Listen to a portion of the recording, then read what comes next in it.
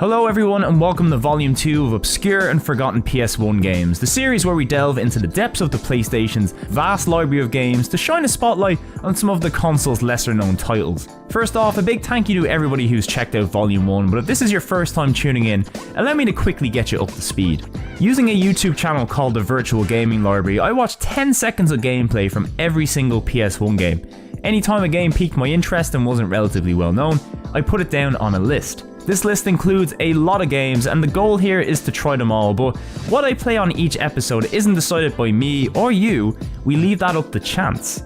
First we add each of the games into a list randomizer. Once the list has been randomized, we then select the top 100 games and add them to a big spinning prize wheel. We're going to spin the wheel 3 times and whatever 3 games the wheel lands on, those are the games I'll be looking at in today's episode. We're at the mercy of the wheel, but every game deserves a chance to shine, so whether the games we look at today are good or bad, hopefully we'll at least learn something new. Anyway, let's not waste any more time, we've got a lot of games to play. Let's get to it.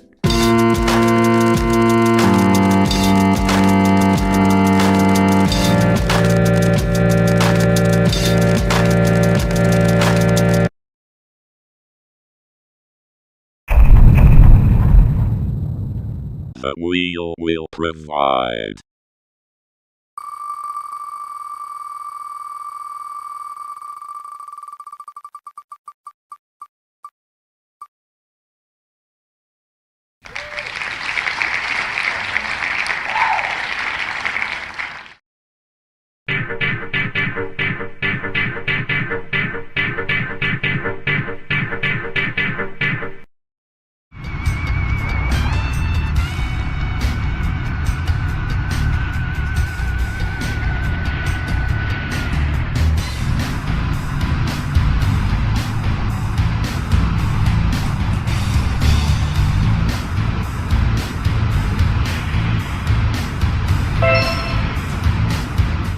If there was ever a fine example of a unique game on the PlayStation library, this is certainly one of them. Dirt Jockey Heavy Equipment Operator was released in 2003 and was a North American exclusive in the West. This game was originally released in Japan in the year 2000 under the name Kensetsu Kikai Simulator Kenkai Ippai. And can we just take a moment to appreciate the Japanese box art for this game? Now this is how you make a logo. When I first saw that this was a construction game, I was really hoping we were going to get something weird like the construction vehicle fighting game on the PS2, which, yes, is a real thing and yes, is amazing. Dirt Jockey, on the other hand, is actually more of a straightforward simulation game. If you ever wanted to experience the exciting life of somebody who transports dirt for a living, well, the PS1 has the game for you.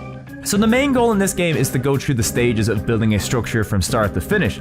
Although this mode is out of reach for the meantime because, well, do you know how to drive a heavy vehicle?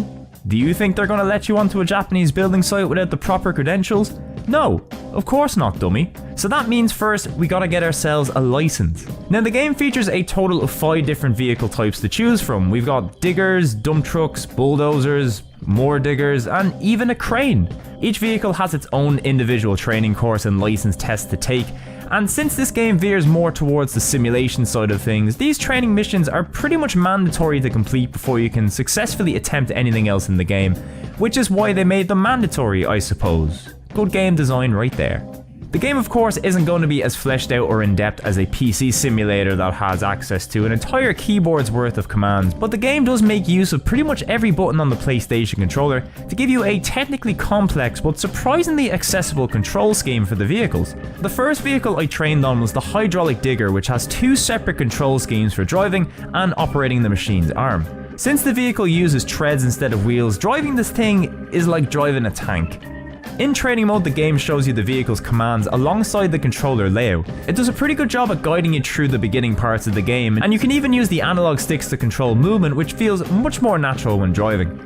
These training courses are pretty strict, with the game docking you points for even the slightest error, but even with this somewhat complex control scheme that's aiming to mimic the movement of a real vehicle, I found myself picking it up pretty quick and was actually enjoying trying to navigate around the course. Once you get driving down though, you need to learn how to dig, and this is where the game's difficulty took a big jump, because the amount of control this game gives you over the arm is actually pretty crazy. You've got 8 buttons that control the turning and individual hydraulics on this thing, from the arm's length to the angle of the shovel head. There's a lot going on here. You wouldn't think that the simple act of picking up some dirt and transporting it to a truck would be so tough, but hey, I guess this is why they have license tests for these things. If you've never tried anything like this before, it's something that's going to take a few minutes to click, but once it does click, you're going to feel like the top dog down at the site with the amount of dirt that you can move from one place to another. And I don't know what it is, but this entire process of digging up dirt and moving it somewhere else, it's incredibly satisfying. The game has this really basic terrain deformation that allows you to see the holes you're leaving behind, or when you're filling them up with more dirt. It looks really primitive, but it's actually quite impressive for the PlayStation, and it adds just enough realism to the act of just digging stuff up to make this a pretty engaging activity. I know I probably sound pretty weird right now, but I mean, you go dig something up with a heavy vehicle and come back to me. You'll see.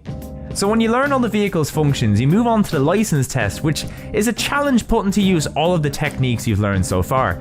And these are very, very tough. One or two little errors and you'll fail and have to try again. It's a pretty steep learning curve, but once you've done it, you'll be practically a master at the vehicle. The thing is though, the rest of the vehicles are much easier to control than the digger. Most of these things have wheels instead of tracks, so drive like any old vehicle you're used to. The dump truck gameplay is collecting dirt and driving carefully enough not to spill it. The bulldozer, which you think would be fun, actually involves smoothing out the terrain. And I mean, this is a great use of the terrain deformation, but driving around carefully, trying to keep things level, is just really boring compared to the majesty of digging. Once you get all your licenses and move into build mode, it's pretty much more of the same. You get individual challenges for each vehicle. You no longer get any tips or have the commands available on screen, but it's not a problem since you should be comfortable with the vehicles by then. From here on, the gameplay is really just the steps of working on a construction site. Move around large areas, smoothing out the terrain, carry dirt from one area to another in your dump truck and dump it somewhere else, or just do some digging, which to be honest, never gets old. There's even some nice detail with the game showing you the additional processes towards construction, even if you don't get to interact with these parts yourself. From here on out, the gameplay pretty much just involves the same few tasks, steadily increasing in difficulty, although unfortunately, as much as I enjoyed digging, the other vehicles' gameplay just got old really fast for me. I can really appreciate what they're going for with the simulation aspect, and this is pretty much what you would be doing in a real building site, but this here is a very niche title catered to a very specific audience, and even though that audience isn't me, I am very impressed with what they've managed to accomplish here. The game does have some fun additional modes as well though, with mini games that can be played with up to 2 players. I really like this one where you have to build a bridge using piles of dirt to move over gaps in the terrain, and you can also dig for treasure like lava. There's also a practice mode where you and a friend can set up a big pile of dirt and just go nuts, knock it down, stack it up, whatever you want, it's your dirt, go have fun. I get the feeling this was a pretty low budget production. The terrain deformation as mentioned is really cool, but the graphics for the terrain and vehicles just look really rough, and the game can also chug a bit in some of the bigger maps. It doesn't really affect the gameplay, but if you hate that kind of thing, you can expect a lot of it in this game. Obviously the game also features a stupidly catchy soundtrack as well, because why wouldn't it?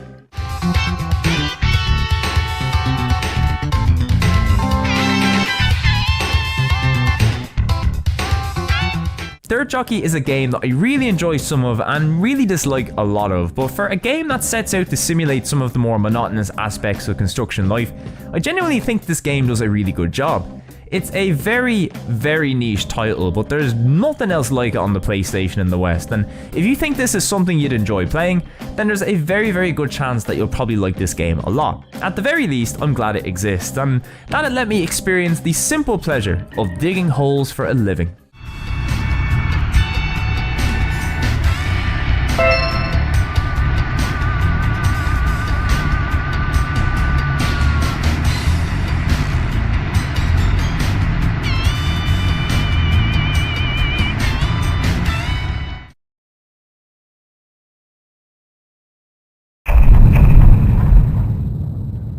The wheel will provide.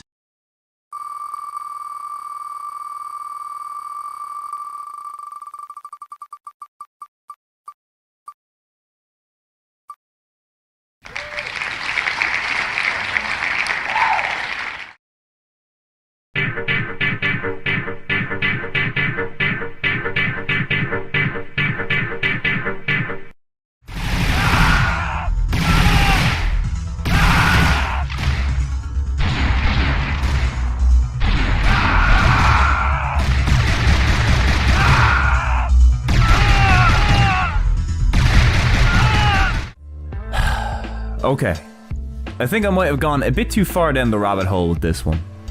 Phoenix Games, you may or may not be familiar with them, a publisher known for releasing low-budget games towards the end of a console's lifespan. Both them and another publisher called Midas Gold are responsible for some of the worst games you'll see on the console, and sometimes weirdly, some surprisingly good ones too. Phoenix games usually come in one of three flavors. You've got copy and paste activity center games, usually themed after a low-budget European rip-off of a Disney movie. You also get the movie on the disc, and they're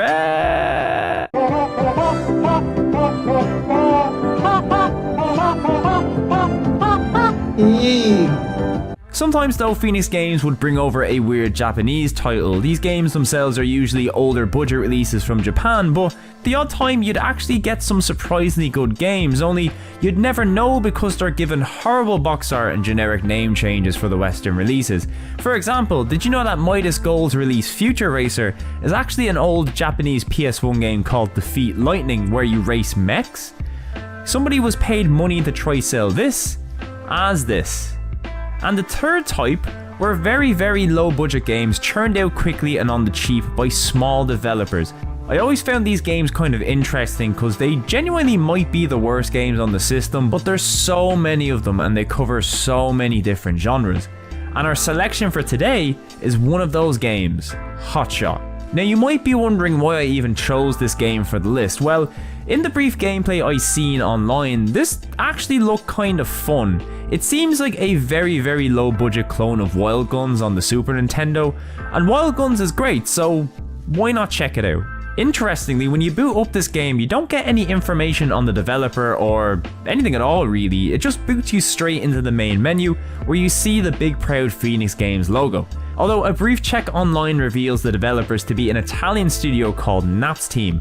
Something interesting is that Naps were actually responsible for some pretty good games in the past. There was Gekido on the PS1, which is easily one of the system's best beat-em-ups.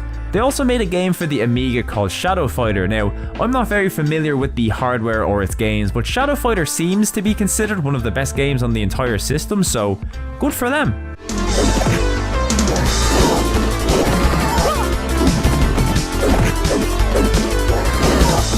But Naps Team took a turn. Not long after Gekido was released, the team pretty much settled into making these low-budget Phoenix games for a while.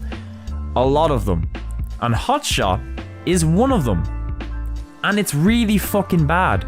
Wild Guns is a great Super Nintendo game. Move around the stage, stop and shoot at the bad guys, get cool weapon power-ups, dodge roll out of the way of bullets, visit fun levels, fight cool bosses, an all-time classic. Hotshot is that, but with literally everything good about it stripped away. You're still running around the stage shooting and rolling, but it's like you're trapped in limbo. You soon realize every level is shooting the same 2D enemy sprites over and over again to the same 5-second loop of a music track with 2 unique sound effects for every enemy that's killed, and the guy is dual wielding full-size shotguns for some reason. It's level after level of the same goons in the most depressing looking levels you will ever see in your life. Eventually you get to fight a tank, and it's impressive that they managed to make fighting a tank while dual wielding Uzis bad somehow. It's genuinely impressive. So it felt like a lifetime pass getting to that point, but that was just level 4. This game boasts 20 levels of increasing difficulty, so I kept on going. So the game does get harder, but the only thing that changes is that the levels require you to kill more and more enemies each time. So the only change to the gameplay is that the levels just get longer, and eventually they start recycling the same few levels, just with different color palettes, which somehow look even worse than the first time. You'll fight the tank a few more times as well. Nothing changes here, by the way, it's just the same exact fight on repeat. And I shit you not, when I got to the end of the game, the last few levels were just the first few levels again, except with this nasty green filter placed over the screen. 3 levels and a tank battle, entirely played like this. I was going mad. Well, I beat it. Thanks for playing.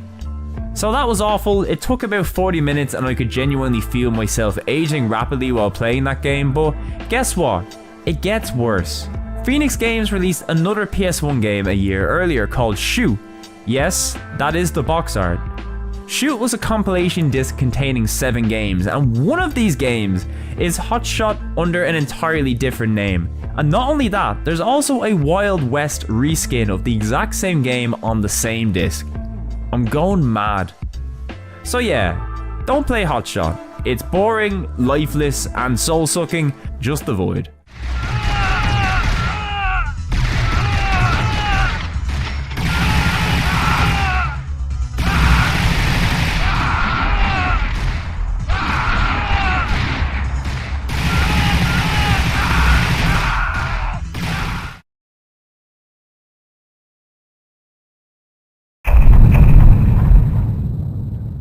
The wheel will provide.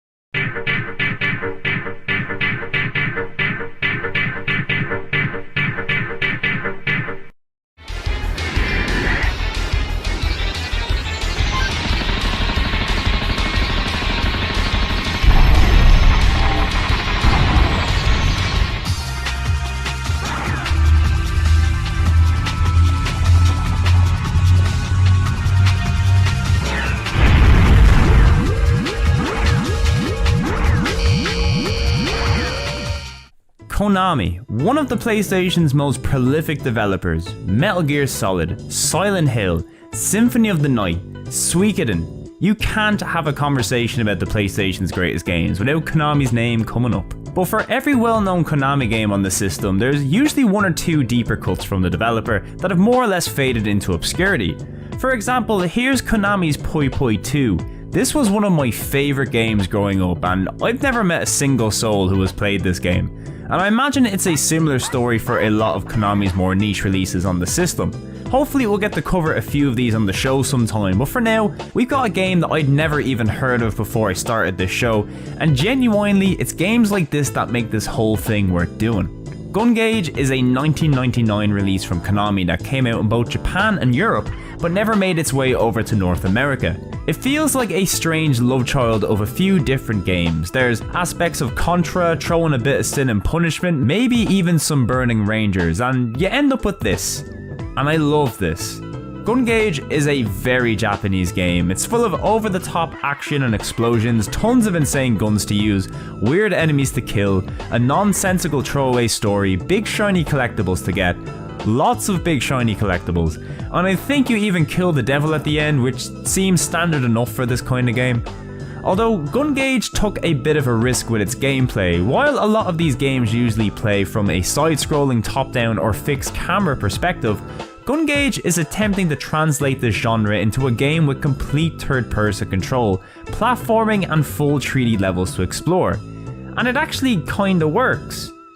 Kinda. Objectively speaking, Gungage does not control very well at all. Player movement in this game is very heavy. It often feels more like you're driving a vehicle rather than controlling a person. It took a while to get used to when starting the game, and like most third-person shooters of the era, features a lot of slow turning and a lot of strafing. Shooting, on the other hand, this game's bread and butter, is thankfully very simple. The reticle always defaults to the center of your character and features a very generous lock-on system that automatically snaps to an enemy as soon as you hold down the fire button in their vicinity. You can jump to make it snap to airborne enemies, but you also have the choice of going into a free aim mode if you just want a bit more precision with your shots. It's just such a straightforward and satisfying shooting system, and even though the actual player movement is pretty clunky, shooting stuff is so easy that it gives you the time to actually focus on your character's movement rather than just fumble around with any dodgy aiming controls as well. And once you get a bit of practice, the controls aren't even really that bad. You'll be dodging enemy fire, platforming to get secret items. It's far from the best player movement you'll ever see, but when combined with the fun and simple gunplay, it ends up working really well. This is a really arcadey game at its core, and the game's levels and multiple bosses should only take you about 60 to 90 minutes to get through in your first playthrough, but the game does have quite a bit of replayability with its roster of playable characters. At the beginning, you start out with just one character, Wakel Skade, owner of quite possibly the worst name in gaming history. As you beat the game or discover hidden objects within certain levels, you can unlock 3 additional playable characters, and each character has different normal and special weapons, different move speeds, some even have unique abilities like being able to dash forward. And I mean, having both a minigun and the ability to dash kinda makes this character OP. She's the best. Each character plays through the same set of levels but in a different order, with a few unique sections sprinkled in here and there. Throwing a bunch of collectible flowers hidden throughout the game's levels, and even with the game's short length, there's plenty of content here if you're looking for more. On the presentation side, if there's only one major critique I can give this game, the levels themselves can look a bit rough at times. Outside of this really cool high-speed train level, most of the game's levels are pretty bland and boring visually. Outdoor areas are plagued with some less than stellar draw distances, and indoor areas generally look very similar from level to level. On the other hand, the characters and enemy designs all look fantastic. There are a lot of weird enemies you'll come across in this game, from beasts to mechs and everything in between. There's just so much variety. And while I think each of the 4 playable characters have very strong and appealing designs, the highlight of this game has to be the variety of bosses you get to fight. These bosses get their own cutscenes with dramatic music just as you'd hope, and I mean, look at these things. They deserve it. We've yet to talk about the music, and if you know video games, you can probably deduce that a game that looks like this and is made by Konami in the 90s will have a top tier soundtrack. And from the moment you step into the game's first level, this becomes quickly apparent.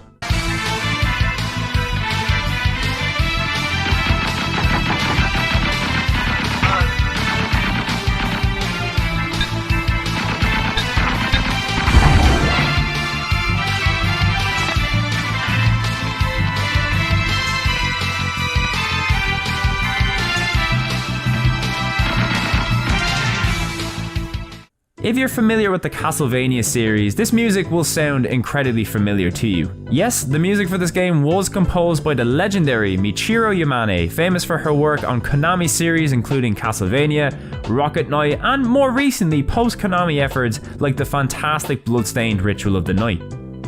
The game's soundtrack is peak Yamane. Every single level, every single boss, the music just elevates the whole experience. Is the soundtrack comparable to something like Symphony of the Night? Probably not, but Gungage genuinely might have one of the most underappreciated soundtracks on the whole system. I'm dead serious. This thing is great.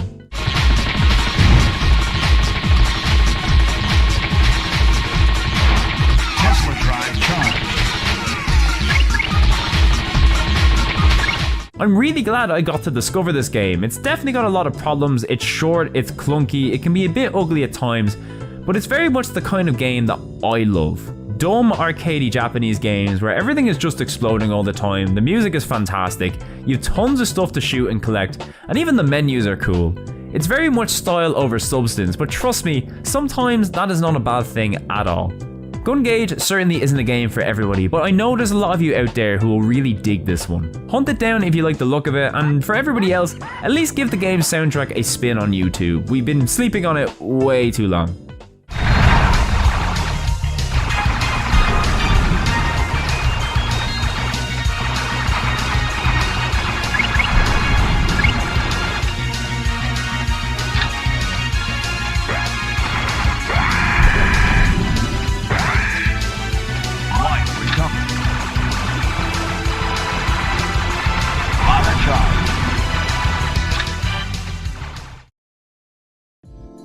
And with that, it's time to wrap up Volume 2. We got to look at one of the console's most unique titles, one of its very worst, and possibly one of its most underrated as well. The wheel provided us with quite the set of games this episode, but before we finish up, we need to slot each game into one of 3 categories. Is the game a must play? Is it something worth trying if you like the look of it? Or is the game trash and not worth your time? And Volume 2's selection might actually surprise you, with Hotshot making its way into trash tier and both Dirt Jockey and Gungage making it into try tier. While it's clear Hotshot is absolutely terrible and Dirt Jockey, while a very interesting game, is aimed at a very niche audience, Gungage is a game that I love, so why is it not a must play? Well, even though I'm a big fan, I can appreciate that Gungage has a lot of flaws in spite of how I feel about it, and a lot of those flaws will be big turn-offs for a lot of players. There's something I can overlook due to how much I enjoy aspects of the gameplay and presentation, but it's definitely a love it or hate it experience, so it won't be to everybody's tastes. Definitely something better suited to try tier, even if it's still highly recommended on a personal level. So let me know, have you tried any of these games yourself? Are there any obscure games you'd like to see show up in the series? Let me know in the comments below, and if there's any games that I missed on the list, I'll be sure to get them added. And if you enjoyed the video, a like and subscribe is always very much appreciated. You can check out Volume 1 and plenty more PS1 content over on the channel if you want to watch more in the meantime. But until then, thank you so much for joining me, and I'll see you next time for Volume 3, and hopefully more Michiru Yamane music, if we're lucky.